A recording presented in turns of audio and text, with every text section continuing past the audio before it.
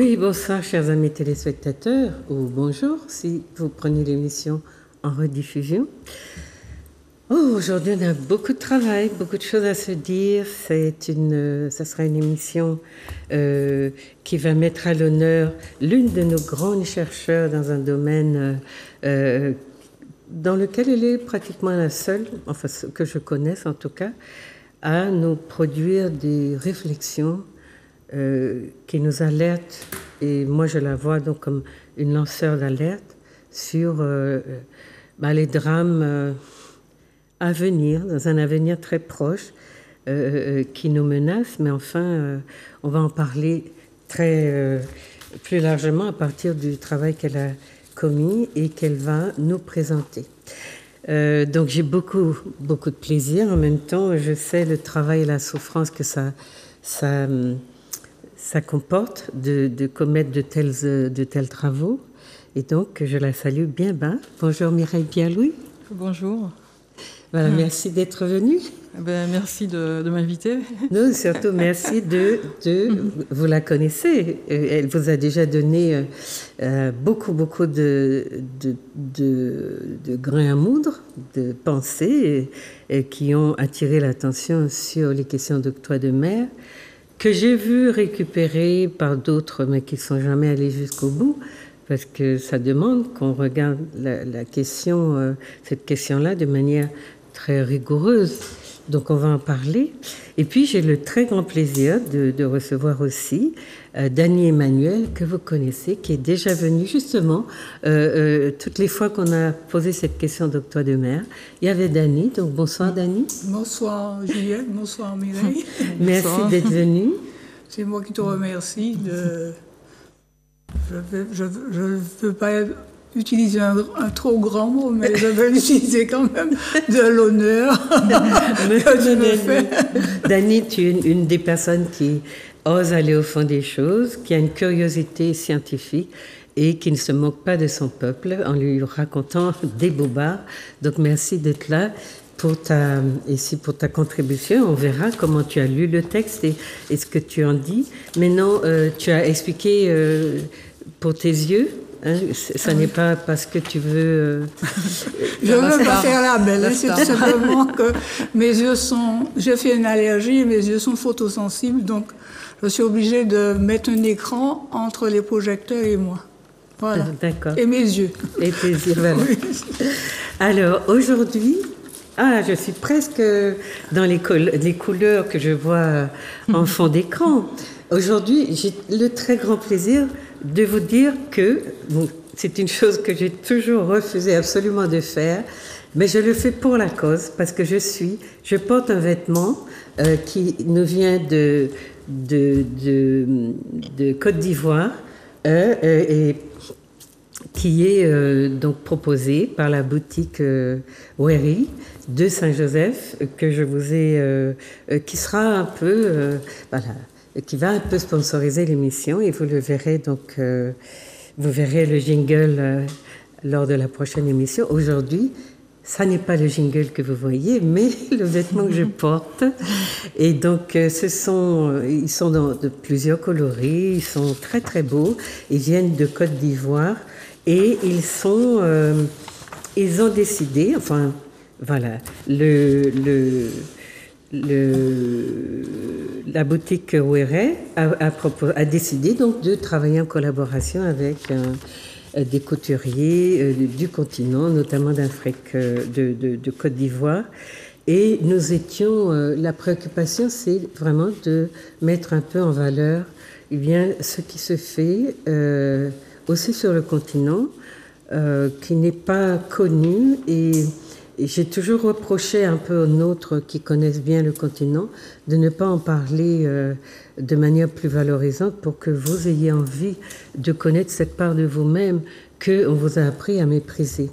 Et j'étais très étonnée d'entendre ce matin que Jocelyne Bérard a organisé une exposition où elle va un petit peu magnifier l'Afrique, ils ont beaucoup fréquenté, et dont on n'a rien appris pendant tout le temps de sauf que leur musique était d'inspiration africaine notamment. Et bien voilà, il semble qu'il y ait une exposition qui va montrer justement les beautés d'Afrique, les beautés en tout cas des pays où ils sont allés, vous voyez. Et nous qui voyageons aussi, ça aurait été intéressant qu'on le fasse. En tout cas, regardez ce petit vêtement que je porte. Je fais la promotion. Mais j'ai deux petites choses à vous dire. Que le responsable de la boutique qui s'appelle Clapopo, que vous connaissez, m'a envoyé. Donc la boutique se trouve, elle s'appelle Were Boutique, et c'est avant on appelait ça, on l'appelait boutique Sankofa ou quelque chose comme ça. Et donc c'est une collection en textile sénoufo du village de Tisserand, dénommé Waranyene, tout proche de la ville de Korogo, à 570 km au nord d'Abidjan. Abidjan. Bon, ne parlez pas du président, regardez plutôt les artisans. Hein. On est plutôt dans la mise en valeur des artisans. Donc les tisserands travaillent essentiellement avec du coton originaire du Burkina Faso. Et ce que je voulais vous dire, c'est que, voilà, leur travail va consister à nous... à déconstruire l'idée que le wax, c'est un tissu africain. Ça n'en est pas un, c'est un tissu qui vient de Hollande et justement, les traditions africaines sont un petit peu avalées par ça et les beautés des tissus africains sont aussi cachées. Donc leur projet, c'est de mettre en valeur ces tissus. Donc les femmes du village filent le coton, tandis que les hommes tissent le fil qui est obtenu. Et vous voyez, ce sont des petits panneaux qui vont être cousus ensemble. Les tisserands de Waranyene sont regroupés dans une coopérative. C'est avec le responsable de cette coopérative que nous nous fournissons en tissus, lesquels sont cousus par des couturiers triés sur le volet à Abidjan. Donc, le problème qui se posait, ou qui se pose, en tout cas, voilà, le projet, c'est d'essayer de dépasser les traditions, les stéréotypes qu'on a sur les tissus. Il y en a des centaines, je crois qu'il m'a mentionné plus de 200 sortes de tissus, rien que en Côte d'Ivoire. Donc, il faut juste savoir que c'est une culture. Donc sa préoccupation, c'est que bien souvent, les textiles ancestraux sont excellentissimes, mais les produits dérivés, habits, linge de maison, sacs, chaussures, etc., ne sont pas au niveau d'excellence qui conférerait une valeur économique optimale. En sorte que les géniales fileuses et leurs talentueux tisserands ne reçoivent pas les revenus que méritent leur labeur et créativité. Donc le projet, c'est quand même de les faire bien travailler pour qu'ils soient en contrepartie rémunérés à leur juste valeur. Donc c'est pour contribuer à améliorer cette chaîne de valorisation économique, sociale et solidaire que la Sankofa va créer des collections de qualité dans les textiles ancestraux en partenariat avec les acteurs des villages producteurs. Donc cette boutique se trouve à Saint-Joseph, à 3 rue Orbasan, Tali, au bourg de Saint-Joseph. Alors je vous ai dit que voilà, c'était difficile pour moi. Il y a longtemps que j'aurais trouvé des sponsors pour présenter, je sais pas moi, des choses du commerce, voilà, du commerce classique. Mais là, c'était une proposition et bon, je n'aurais à le faire que cette fois. Mais il y a beaucoup de coloris qui sont arrivés, qui sont très très beaux. Ce sont des ensembles donc avec cette sorte de petite veste et un pantalon assorti à cette couleur. Et c'est voilà, pour remercier Were Boutique que je vous ai parlé et que je vous ai présenté aussi leur projet de mettre en valeur les centaines de tissus que chaque pays d'Afrique produit et qui sont extrêmement beaux. On dirait du lin, c'est très doux à porter et les modèles sont originaux. Il faut aller à la boutique, il faut aller la visiter et on aura l'occasion, si la préparation n'est pas trop longue, de faire venir Monsieur Clapopo qui nous parle un peu du sens du tissu sur le continent, parce que le tissu est un objet pratiquement sacré.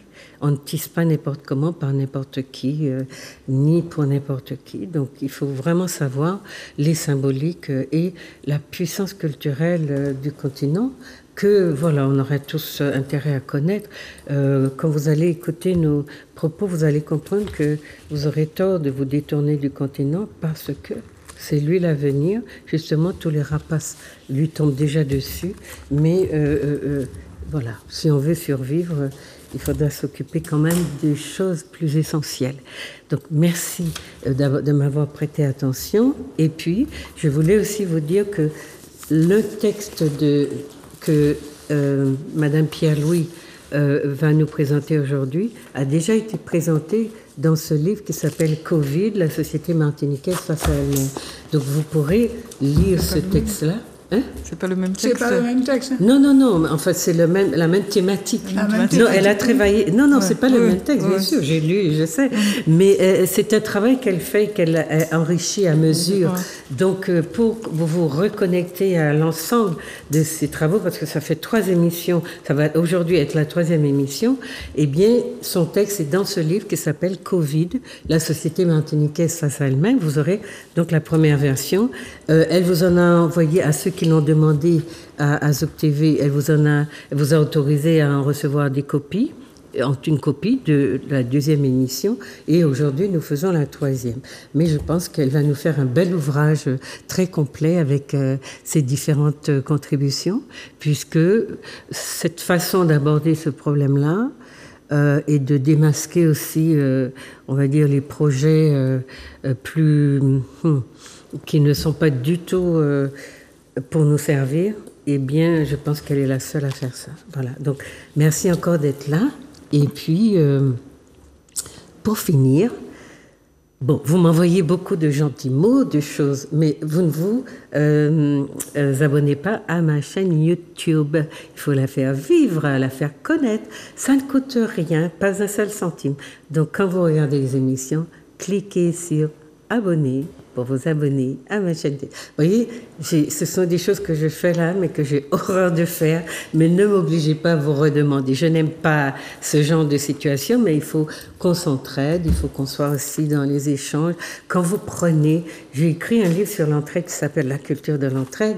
Et l'entraide, c'est voilà, donner, accepter de prendre et prendre, recevoir, accepter de recevoir et donner. Donc on est dans une sorte de petite trilogie.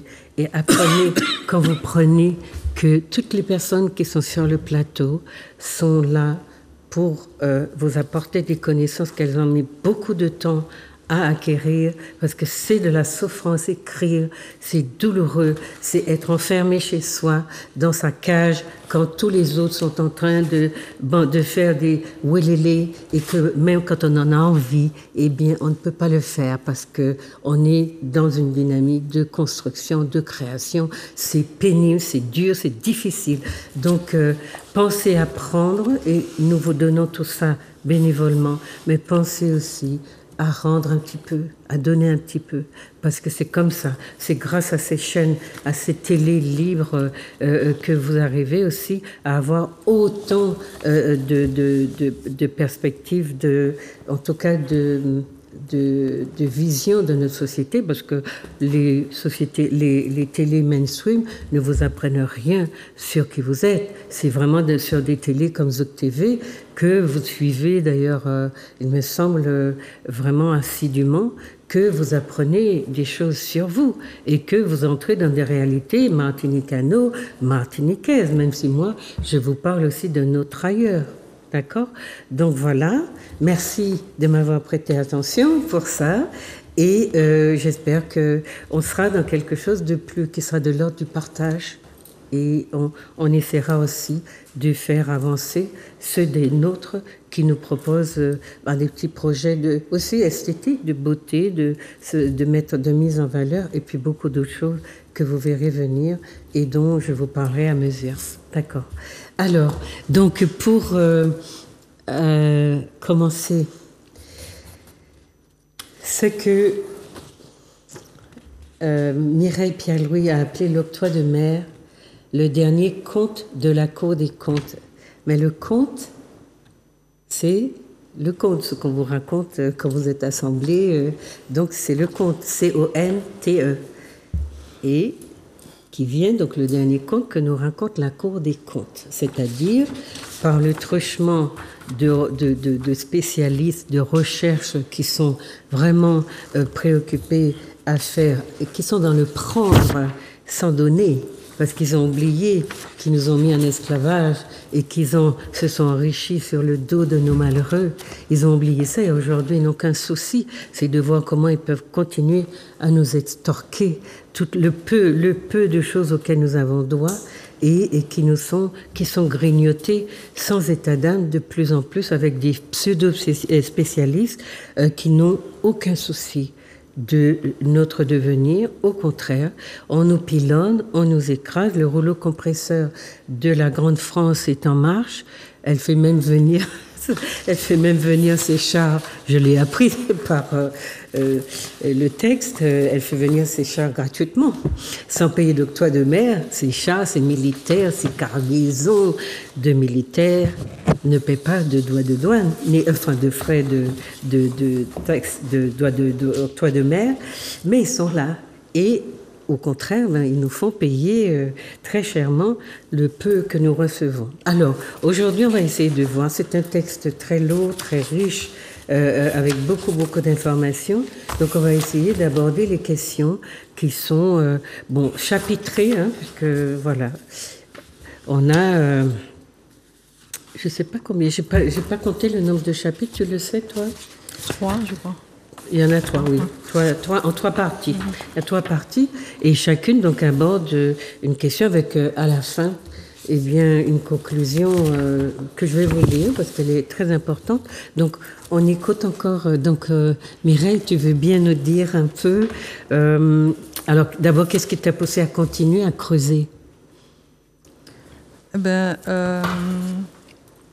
au mois de juin, j'avais lancé une alerte parce que il était évident qu'on allait annoncer la suppression de l'octroi de mer dans le SIOM. C'est ça. Et il y avait j'entendais aucune réaction, donc j'avais lancé une alerte, j'avais écrit une contribution sur l'octroi de mer. Oui. Et maintenant, il y a des débats un peu partout sur l'octroi de mer.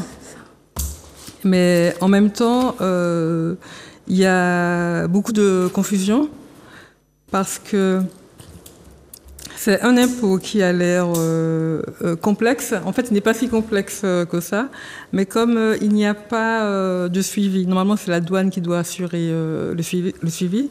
Ils ont à peu près 20 millions d'euros par an pour faire ce suivi, mais en réalité, il n'y a pas de données centralisées. Donc, il y a un tas d'idées qui se développe sur l'octroi de mer et les gens considèrent que c'est une donnée tangible. Donc, et même les gens qui défendent l'octroi de mer ont aussi certaines idées qui ne sont pas correctes. Donc, l'idée, c'est de clarifier un peu, ça. Et bon, ça a été un travail très dense où moi-même, j'ai beaucoup appris. Et au final, en fait, ça permet vraiment d'avoir différents arguments pour défendre cet impôt. Parce que ce qu'il y a, c'est que le débat porte surtout sur l'octroi de mer. Donc, en général, notre réflexe est de défendre l'octroi de mer, en disant que l'octroi de mer, c'est nécessaire, ça, voilà, c'est ça. Mais le problème, en fait, c'est que la question, c'est pas de défendre l'octroi de mer, c'est en fait refuser ce qu'on nous propose à la place. Et ce qu'on nous propose à la place, c'est une TVA. Une TVA de l'ordre de 20%. Oui. Donc ça veut dire que la vie sera encore plus chère. Voilà, on va voir dans le détail, mais en fait, tu commences à parler d'une réforme, d'un projet de réforme qui va concerner, et je crois qu'il serait applicable en 2027. Une réforme Un projet? Non, c'est une réforme en fait qui devrait être votée. Donc ça va très très vite. Hein. C'est une réforme qui est prévue pour être dans la loi de finances, la prochaine loi de finances, donc depuis le mois de septembre. D'accord. Mais qui serait applicable à partir de 2027. Elle est applicable à partir de 2027 peut-être, mais en même temps, elle se met en œuvre dès maintenant. C'est-à-dire qu'on va commencer à harmoniser, à changer l'octroi de mer pour qu'il puisse passer à l'étape TVA dans quelques années, quoi. D'accord. Donc, dans ce que tu parles, donc sur la question de la réforme elle-même, tu nous fais un historique en fait de. D'abord, c'est quoi l'octroi de mer? Ça vient d'où? Tu remontes à Colbert, qu'il avait fait pour une raison précise. Tu poses les différentes problématiques. Donc, on va essayer de voir déjà pour nos téléspectateurs s'ils saisissent bien. Parce que le souci qu'on avait eu quand on a fait cette deuxième émission avec monsieur Emmanuel Granier, c'était justement d'alerter les gens. Et c'est pour cela que tu nous avais demandé, enfin en tout cas qu'on avait décidé de faire cette émission. Et tu nous avais alerté sur le danger que représenterait la suppression de cet impôt qu'on appelle octroi de mer, dont les Martiniquais entendent beaucoup parler, mais pas seulement. Hein. Nous sommes tous concernés, nous, dans les peut-être ex-colonies ou toujours colonies ou néo-colonies, mais les gens, on a le sentiment que, et je crois que c'est ça qui t'anime, le sentiment que les gens ne comprennent pas bien vers quoi ça va nous entraîner. C'est comme si on parlait d'un pays, d'un État failli, parce que Macron avait utilisé le terme, ou d'une faillite d'un pays tout entier, si on n'a pas un certain nombre de dispositifs ou de fonds pour faire tenir le pays debout. Or là, l'une des choses qui fait tenir le pays debout, c'est l'octroi de mer. D'ailleurs, je me demande pourquoi ça a pris autant d'importance. Est-ce que tu veux retracer un petit peu l'historique à partir de Colbert, les raisons qui le motivaient? Donc en fait, au départ, c'était un impôt à la consommation qui taxait tous les produits qui entraient dans les DOM, de les colonies plutôt. Et c'était fait sur le modèle des octrois qu'il y avait en France, dans chaque ville. Dès qu'un colis était importé de l'extérieur de la ville, il y avait une taxe. Donc, c'était un impôt qui n'avait pas une nature particulièrement coloniale. C'était vraiment taxer les produits importés. Et l'objectif, en fait, c'était d'enrichir la colonie, parce que la colonie devait être riche pour pouvoir produire, elle devait avoir ses propres ressources, et elle ne devait pas peser sur le budget du royaume. Et ensuite, ça a évolué, l'octroi de mer a alimenté le budget des communes, et l'État a toujours été pour l'octroi de mer, parce que ça évitait que les communes ne viennent solliciter sa DGF, ses propres dotations. C'est ça, en autonomie, qu'elle fonctionne en autonomie. Oui, voilà. Financière. Et en fait, l'État a toujours gardé l'octroi de mer parce que s'il supprime l'octroi de mer, il aurait fallu qu'il nous donne une dotation à la place, sur son propre budget. Parce que quand il supprime une taxe locale, par exemple la taxe d'habitation, il puise dans son budget 26 milliards d'euros pour rembourser aux collectivités. Voilà. Et ce qui...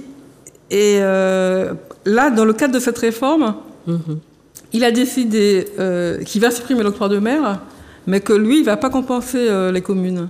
Oui, pour compenser les communes, il doit augmenter la TVA. En tout cas, nous imposer une TVA. Ouais. Mais est-ce que tu peux nous expliquer pourquoi cet acharnement? Parce que dans la progression de tes travaux, on sent bien qu'il y a une volonté que toi, tu nous montres, non, que ce n'est pas nécessaire, mais que c'est l'intention de l'État, comme il s'est attaqué aussi aux 40% de vie chère, etc., chez les fonctionnaires. Et donc, il y a cet impôt aussi. On a le sentiment que pour eux, on le retrouve dans tout ton texte, hein, c'est l'idée que finalement, on est des privilégiés. Les gens ici ont on va dire, des petites poches de richesse dans lesquelles il faut aller puiser parce que ça les met trop à l'aise. Ils sont trop bien, enfin, trop bien dotés. Donc, cette idée comment ça a commencé, cette idée? Parce que tu dis que ça remonte à Colbert, c'est-à-dire à plus de 3 siècles, près de 4 siècles. Pourquoi, comment est venue cette idée qu'il faut supprimer cet impôt qui subit l'assaut des différents gouvernements et qui est encore là? Mais la question qui se pose quand on t'a lu, c'est pour combien de temps encore, puisque ça va être voté, tu le dis, en septembre, la loi, même si on va dire que l'application sera pour 2027. Mais visiblement, on l'aura bien avant. Est-ce que tu veux expliquer cet acharnement? D'où c'est venu et comment ça a commencé? En fait, avant, il y avait des attaques des importateurs par rapport à l'octroi de mer. Oui. Bon, ça, c'est quelque chose qui a toujours existé. Mais il n'y a jamais eu une attaque de l'État contre l'octroi de mer pour son budget. Et ça, c'est nouveau. Okay. Et ça, c'est lié au fait que l'État a des problèmes financiers, budgétaires. Et l'État mène un grand train de vie. Un grand train de vie, voilà. Je reprends ton expression. Oui. C'est ça. Et du coup, au niveau des DOM, il n'y a pas encore un alignement sur au niveau de toutes les taxes avec la France. Et l'État, en tout cas la logique des fonctionnaires de Bercy et autres, leur logique c'est qu'au niveau des DOM, il y a toute une série de dispositifs fiscaux dérogatoires et si on les enlève tous, ça nous fait un pactole de 7 milliards d'euros. Donc, ils ont décidé de s'attaquer à ça, c'est leur priorité. Et c'est la raison pour laquelle il y a eu le SIOM en juin 2023 pour notamment annoncer la suppression de l'octroi de mer. Parce que quand l'octroi de mer apporte aux collectivités des DOM 1,6 milliard. Mais si l'État appliquait une TVA à 20%, dans les 5 DOM, l'État gagnerait 5 milliards. Donc il se dit que l'octroi de mer n'est pas efficace et que lui, il a besoin d'argent. Alors pourquoi est-ce qu'on laisse un octroi de mer qui n'est pas efficace, qui n'apporte pas assez d'argent? On va mettre une TVA qui va alimenter le budget de l'État. Mais pour qu'on comprenne la violence de ce raisonnement, c'est que actuellement, l'octroi de mer en moyenne dans tous les DOM, ça représente à peu près 9%, c'est un taux de 9%. Et pour que les DOM soient dans la norme, c'est la norme, il aurait fallu qu'on ait un octroi de mer à 20%. Donc du coup, l'objectif, c'est d'avoir une TVA à 20%. Alors ils vont commencer à moins, peut-être 10, 15, etc.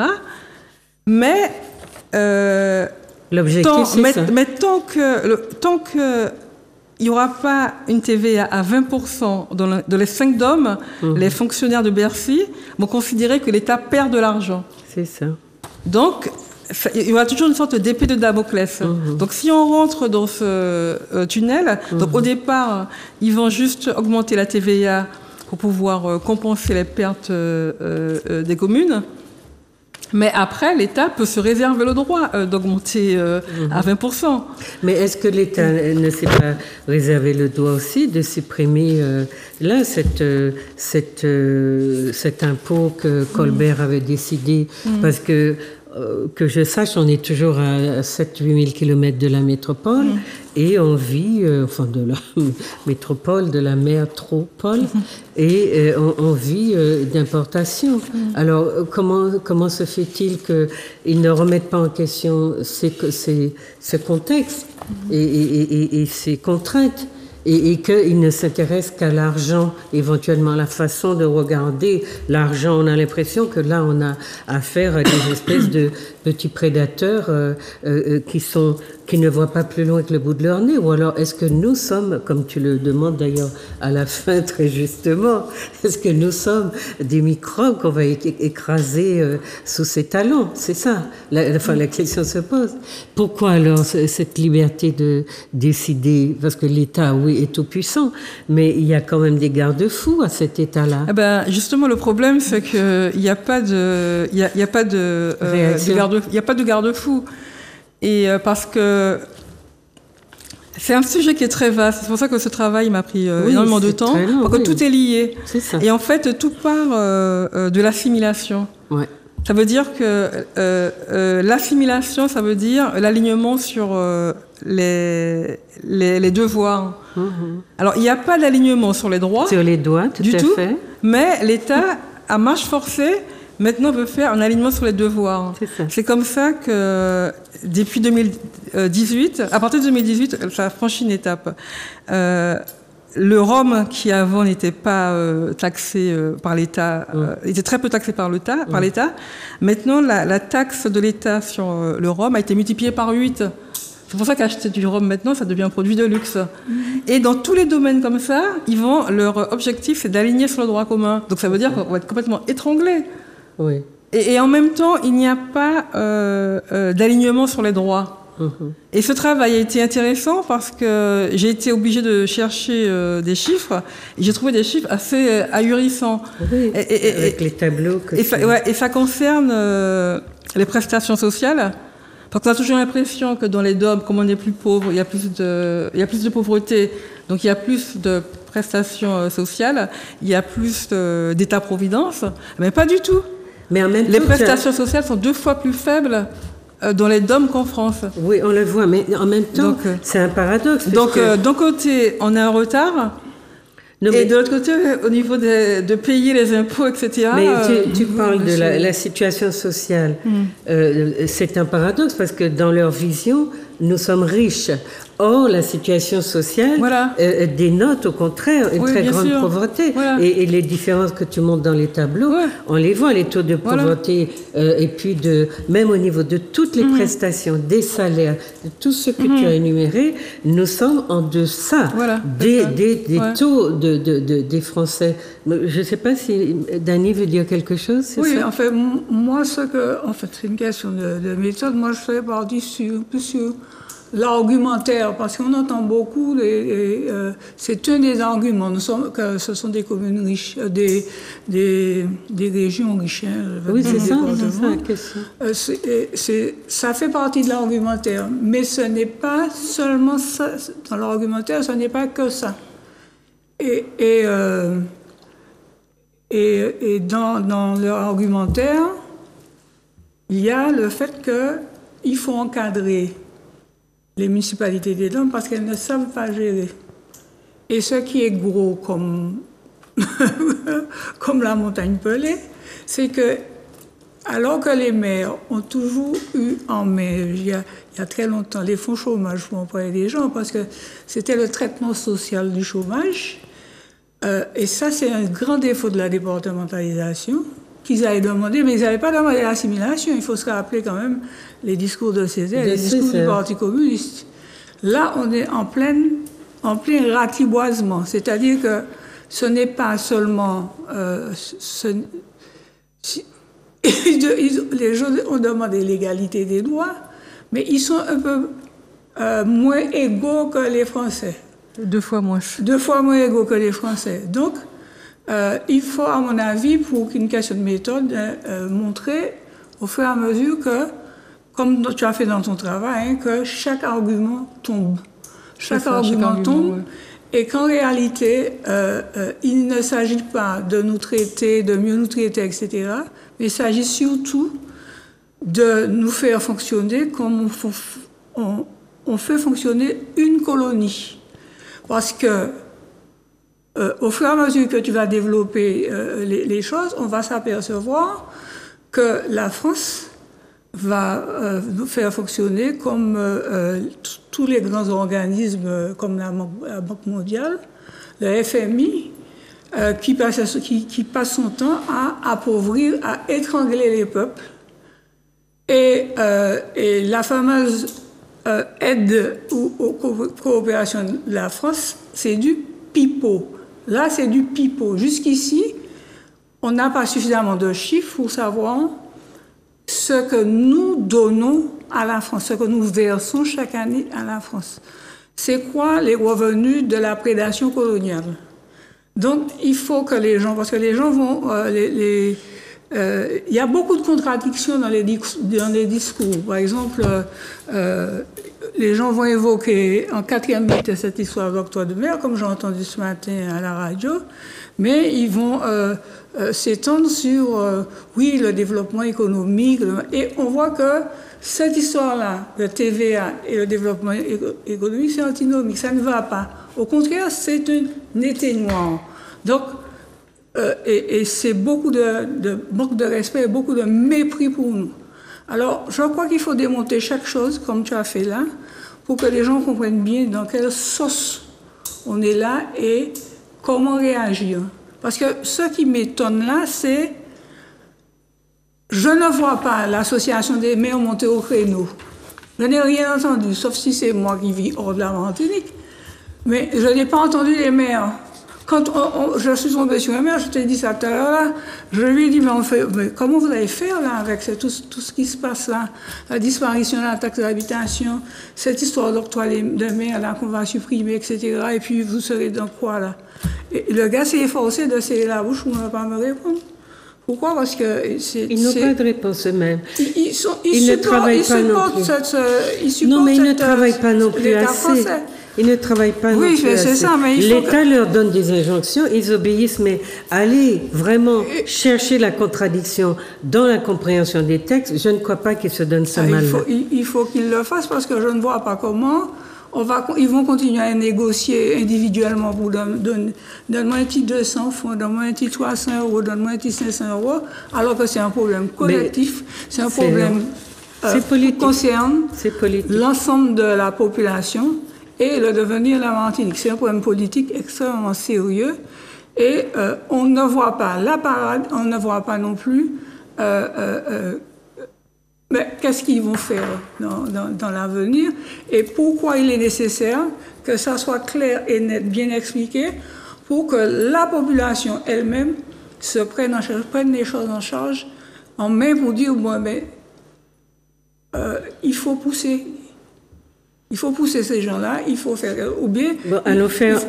pousser dehors. Non, et non seulement ça, mais que les gens comprennent bien. Quand j'ai posé la question des garde-fous, c'est que quand vous décidez d'être responsable d'un pays, d'un État, d'une commune, etc., vous avez la responsabilité d'assurer la survie des personnes qui y vivent et puis de faire vivre cette commune-là. Or, on sent bien que nos élites, sont souvent traités comme des petits géreurs d'habitation. Le maître leur donne les consignes et ils sont là pour les appliquer. Maintenant, dans un pays où les gens réfléchissent et comprennent le sens de leurs intérêts, eh bien, ils savent que cette histoire d'octroi de mer, c'est quelque chose qui va nous écraser complètement.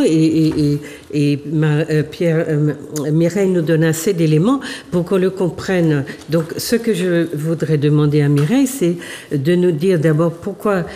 C'est pour ça que j'essayais de repartir de l'histoire, pour que nos gens comprennent que l'octroi de mer n'est pas né il y a 100 ans. Tu nous as bien expliqué que c'est une décision de Colbert et que ça portait sur les mains. C'était un impôt qui protégeait, en fait, qui était destiné à protéger le petit marché que nous étions, ou bien même en France, contre l'invasion de produits étrangers. Mais cette dimension-là perdure dans la question de l'octroi de mer, parce que tu as parlé de deux faces de cet octroi de mer. C'est pour ça qu'on dit, là, le problème qui nous intéresse, il est plus politique, mais la question économique, elle existe encore. Et on dit bien qu'on veut supprimer cet octroi parce qu'il y a des gens, comment tu les as appelés, que l'État français considère que les importateurs sont ceux-là qui font, parce qu'il y a la question des prix qui s'envolent, il y a beaucoup de dimensions, comme tu le dis, dans ça. Donc, est-ce on pourra pas tout traiter, mais prendre au moins une ou deux tranches pour expliquer aux gens, donc séparer la question de l'octroi de mer, qui est une volonté politique de la France de nous traiter de nous recoloniser et de nous faire disparaître éventuellement, puisque démographiquement, nous ressentons quand tu dis que les gens partent parce que c'est trop dur pour eux ici. Et voilà. Donc, on a cette dimension économique de protection du petit marché local. Tu l'as répété, elle est en train de sauter parce que ce que la France veut, c'est ouvrir nos régions à ces entreprises, à ces multinationales. Et avoir une sorte de comment on va dire ça, d'ouverture sur la Caraïbe qu'on l'a vu coloniser. On l'a vu, ses représentants aller à Sainte-Lucie, on n'a pas compris. Mais les mêmes démarches sont en Afrique. On l'a vu aller à Sainte-Lucie, on l'a vu aller à Cuba, etc. Donc, elle est en train de venir, de faire un peu comme les Américains, d'élargir son marché, puisque Macron a dit que le Sahel n'était pas la seule région d'Afrique avec qui il pouvait faire des affaires. Et maintenant, il va dans la zone anglophone, il va vers le Kenya et il fait l'intéressant. Mais vous voyez, donc il ne faut pas détacher nos problématiques de celles de l'Afrique. Je l'ai expliqué ici, les gens n'ont pas l'air de comprendre. Si vous suivez bien ce qui se fait sur le continent, parce que nous, on a le bec dans l'eau, le nez dans le guidon, c'est le nez dans le guidon, je ne sais plus, la tête, peu importe, mais on ne voit pas clair dans ce qui est fait. C'est pour ça que le travail de Mireille lui a coûté beaucoup d'énergie, parce que cette sorte d'imbroglio que créent les institutions françaises et les politiques françaises, c'est justement sur un mélange de mensonges, de fausses évidences, etc., qui fait que nous, on croit qu'on est encore dans des histoires d'octroi de mer, de protection du marché local.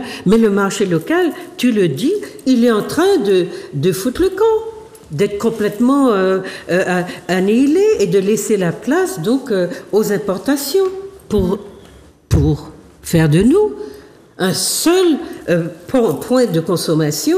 Tu parlais de hyperconsommation. Alors, d'accord.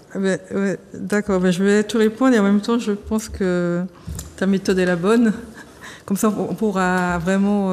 Parce que tout ce travail, en fait, c'est de démonter tous les arguments qui mettent en avant pour supprimer l'octroi de mer. Et le premier argument, effectivement, qu'ils mettent en avant, c'est l'argument historique. C'est-à-dire qu'eux, ils disent que l'octroi de mer, au départ, devait protéger la production locale, et finalement, ça a été dévoyé pour être un impôt à la consommation. Donc, ça veut dire que c'est un impôt qui est mal foutu, qui est hybride, et que normalement, un impôt a une seule vocation. C'est le consommateur, finalement, qui paye cet impôt-là. C'est pas le distributeur, pas l'importateur. En fait, là, on n'en est pas là. En fait, c'est plus au niveau même de ce qu'est cet impôt. Là, on s'intéresse aux arguments. En fait, ça entrait dans le budget de la colonie et ça permettait à la colonie d'avoir une forme d'autonomie. Une forme d'autonomie, un budget en équilibre. C'est-à-dire jusqu'à quelques années avant la départementalisation, le budget de la colonie était en équilibre. Et il a suffi de la départementalisation pour que les choses commencent à se dégrader. Et la disparition, bon, je vais te redonner là, mais on va reparler de la disparition de l'économie qui s'était constituée en Martinique entre le 19, plutôt disons après l'abolition de l'esclavage jusqu'à 1958 à peu près, quoi. C'est-à-dire à peu près 10 ans après la départementalisation. Donc je pense qu'on va retomber dessus. Donc, en tout cas, au niveau de l'argument, c'est qu'en réalité, quand ils disent, en fait, il faut savoir, en fait, tout l'exercice, en fait, c'est de savoir ce qui se passe dans la tête des fonctionnaires de Bercy. C'est ça tout le travail. Et en fait, quand ils disent que l'octroi de mer est fait pour protéger la production locale, ça veut dire que l'octroi de mer n'a pas alimenté les caisses des communes. Ça veut dire que c'est pas la vocation de l'octroi de mer d'alimenter les caisses des communes. Donc, on va le supprimer parce qu'il est mal utilisé. Donc ça, c'est le premier argument. Donc la première démonstration que tout le monde a dit, c'est pas moi qui fait cette démonstration, c'est que tous les gens réagissent à ça, c'est que l'octroi de mer était un impôt à la consommation. Et l'octroi de mer ne protégeait pas la production locale. En fait, l'octroi de mer protégeait le pouvoir d'achat local en ne taxant pas les services, en ne taxant pas la production. C'est pas forcément par rapport à une concurrence, parce que tous les produits il y a des produits qui ne sont pas concurrents à la production locale et qui sont taxés pareillement. Et pourquoi est-ce que l'octroi de mer pouvait être considéré comme droit de douane? C'est uniquement parce que, comme il y a des produits importés qui pouvaient être concurrents à la production locale et que eux, ils étaient taxés et pas la production locale, donc on disait que ça faisait un barrage. Donc, mais c'était pas fait pour protéger la production locale. Finalement, maintenant, ça sert à ça, mais de façon collatérale. Mais est-ce que tu peux expliquer comment cet impôt, donc qui se retrouve dans le secteur économique, va se retrouver à alimenter les caisses des communes? Est-ce que c'est à partir, pour eux, parce que tu dis qu'il faut essayer de savoir ce qui se passe dans la tête des fonctionnaires de Bercy, pour eux, il y a eu un déplacement. Ça vient d'une demande des politiques de Martinique ou comment ça s'est fait? Parce que je sais que au Conseil général, on défendait beaucoup cet impôt-là. Il n'y a pas eu un déplacement parce qu'en fait, c'est la nature même de l'impôt. C'est-à-dire que l'octroi de mer, c'est un impôt qui taxait en fait que les produits importés et après avec des exonérations. Et à un moment donné, on a taxé davantage les produits concurrents à la production locale, mais ce n'est pas un autre dispositif. C'est toujours c'est comme par exemple la TVA. C'est pour ça que j'ai fait un parallèle avec la TVA, parce qu'on critique l'octroi de mer, et on vous dit bon, prenez la TVA, c'est mieux. Mais la TVA, c'est pareil. La TVA des exonérations, la TVA des taux réduits. La seule différence fondamentale entre la TVA et l'octroi de mer, c'est que la TVA taxe pareillement les produits qui sont importés et ceux qui sont produits localement. C'est un montant, un pourcentage unique. Alors qu'avec l'octroi de mer, il y a beaucoup de, comment tu dis ça, de spécificité. Mais qu'est-ce que ça devient? Donc, à partir du moment où on a compris que c'était un impôt comment ça devient tout doucement là un problème politique, puisque on a vu depuis plusieurs des lois, des tentatives, etc., qui ont été faites, qui ont eu la volonté de supprimer ou bien de dire que on était, comme disait Dany tout à l'heure, des pays riches et donc il fallait sucrer un peu aux collectivités que nous sommes. Parce que quand on regarde bien dans ton propos, on sent bien qu'il y a quelque chose de très spécifique concernant la Martinique par rapport à cet impôt, à des spécificités, même dans l'emploi des jeunes, des contractuels. Tu dis que chez nous, il n'y a que 1,6% de mairies qui emploient de ces jeunes-là, alors qu'ailleurs, ils sont 20%. 20%. Donc, il y a quelque chose de spécifique à la Martinique qui explique que c'est cet assaut contre un certain nombre de dispositions qui permettent à une population dont tu dis qu'on est à 46% en dessous du seuil de pauvreté. D'accord. Donc, en fait, on peut peut-être passer sur l'aspect historique. Parce qu'en réalité, ce qu'il faut comprendre, c'est pas tellement la réalité du pourquoi, comment est l'octroi de mer. Ce qui est important, en fait, c'est les arguments qu'on nous oppose et qui sont fallacieux. Oui, non, mais pour notre public qui est déconnecté de tout et qui a vraiment dans la tête, il nous faut être un petit peu structuré. C'est pour ça que je te disais ça. Maintenant, ils ont compris à partir de ce que tu as raconté de Colbert. Et on continue. Cet impôt-là, est-ce qu'il a aidé la Martinique? À quel moment les importateurs vont être ceux-là qui, soi-disant cet impôt et qui est censé protéger la production locale, on voit parce qu'on est tout le temps dans les questions de vie chère, on voit que la question du prix qui est pratiqué en Martinique est extrêmement libre et fait librement. Donc, est-ce qu'il y a un lien avec cet octroi de mer qu'on veut enlever, etc., et cette histoire de vie chère? Parce que tu dis bien que cette TVA ne va pas empêcher, ne va rien résoudre aux problèmes que nous rencontrons de vie chère.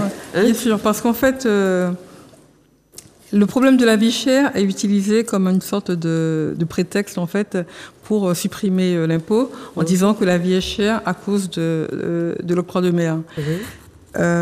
Mais en fait, il y a deux réponses à cet argument.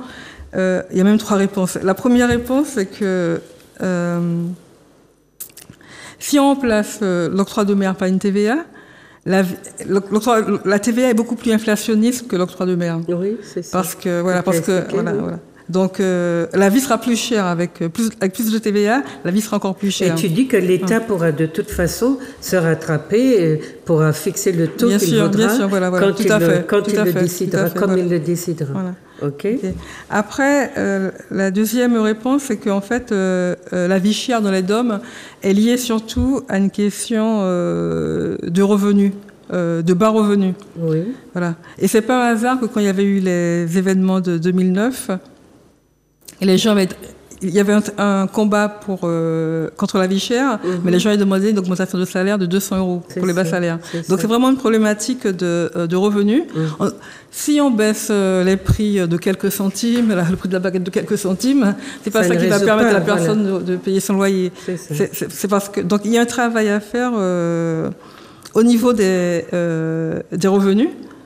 Donc, on ne peut pas attaquer la vie chère par rapport uniquement au prix à la consommation. C'est vraiment quelque chose de marginal. Et la troisième réponse, c'est que quand on va enlever l'octroi de mer, on va baisser les crédits des collectivités. Et les collectivités ne pourront plus accompagner les populations. Accompagner les plus défavorisés. Et c'est là qu'on aura un vrai problème de vie chère. Oui, d'accord. Donc on n'a pas, mais il y a cette soi-disant pour justifier son offensive que l'État avance, que les béquets, enfin les importateurs pratiquent des marges abusive.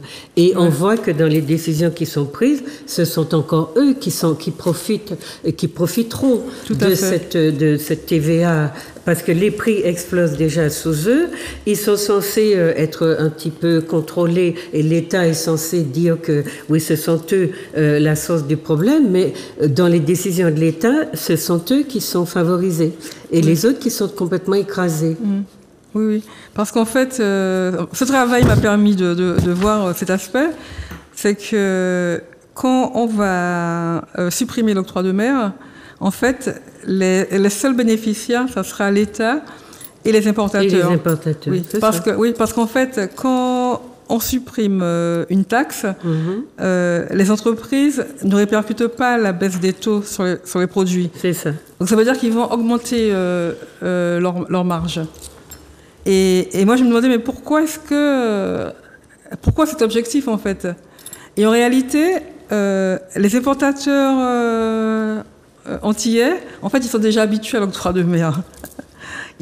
Et Actuellement, l'octroi de mer gêne principalement les entreprises françaises qui veulent s'implanter dans les DOM. C'est ça, c'est ce que tu expliques. Alors non, antillais, entre guillemets. Quand je dis antillais, bon, en tout cas... Bon, parce que le problème, c'est les entreprises locales aussi. C'est le transport, le coût du transport. Et ça entre dans la fabrication des prix.